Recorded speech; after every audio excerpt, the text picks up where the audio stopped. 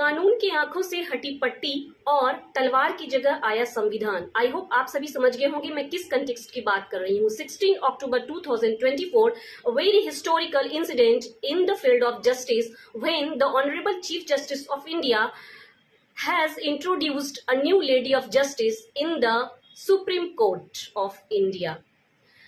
16 अक्टूबर 2024 को पुरानी वाली न्याय की जो प्रतिमा थी उसकी जगह नए न्याय की प्रतिमा को इंट्रोड्यूस किया गया है। आइए हम जानते हैं बेसिक जो बैकग्राउंड है उसके बारे में, फिर हम डिस्कस करेंगे न्यू फीचर्स के बारे में।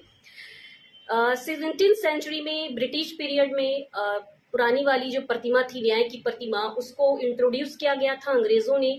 और यूनान की एक लेडी जस्टिया थी जिनकी स्टैचू को ही रिप्रेजेंट किया गया as a symbol of lady of justice.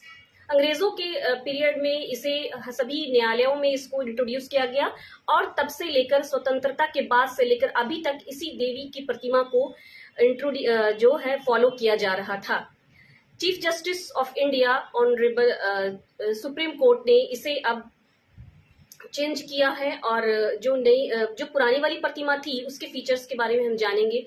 आंखों के पे लगी जो पट्टी थी उसका क्या सिंबल था, उसका क्या सिंबॉलिक वैल्यू था। तो आंखों पे लगी जो पट्टी थी उसका ये सिंबॉलिक वैल्यू था कि न्याय जो है निष्पक्ष है, न्याय देख नहीं सकता है, न्याय सभी के लिए बराबर है, चाहे वो फिर गरीब हो अमीर हो किसी भी जाति के धर्म के लोग हो। दूसरा जो रिप्रेजेंटेशन था वो बाएं हाथ में एक स्वॉर्ड था, एक तलवार था, जो कि सिंबल था कि power to enforce the law and the punishment. जो पनिशमेंट की बात करता था, लॉ जो है एविडेंस पे चलता है, तो ये सिंबल था। अब जो चेंजेस किए गए हैं वो सबसे पहला चेंजेस है कि न्याय के जो प्रतिमा है उसकी आंखों से पट्टी हटा दी गई है, यानी न्याय की देवी अब देख सकती है।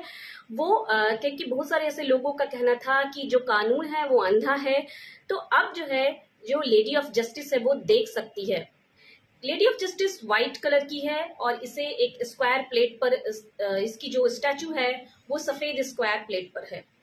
दूसरा जो चेंज है वो जो बाएं हाथ में स्वॉर्ड था उसकी जगह अब संविधान है, यानी हमारा जो देश है वो स्वॉर्ड से नहीं, तलवार से नहीं, बल्कि संविधान से चलता है। हमारे पास फंडामेंटल राइट्स है, article 14, 15, 16 and many more. Right to equality है, डायरेक्टिव प्रिंसिपल ऑफ इंडिया है एंड फंडामेंटल राइट्स है।